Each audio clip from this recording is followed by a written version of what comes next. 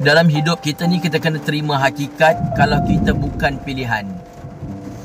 Tak kiralah dalam berkawan ke tempat kerja ke, dengan bos ke, macam mana pun kita berusaha, kita berkorban, berpusing terbalik kita, separuh nyawa kita nak menolong orang.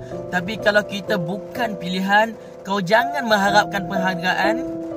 Kita manusia, kita pun boleh tahu siapa kita dekat mata orang lain.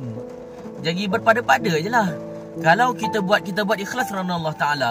Manusia tak hargai kita, manusia tak pandang kita, Allah hargai kita, Allah pandang kita. Kita buat, ya Allah, aku buat kerja ni ikhlas kerana Allah Ta'ala. Selesai, tak payah nak stres-stres fikir lagi. Aku buat, bos aku ni tak pandang aku buat ni, nanti orang tak hargai aku, buat apa? Jadi kalau sedar yang kita bukan pilihan, berpada-pada, tak payah lagi beria. Okey?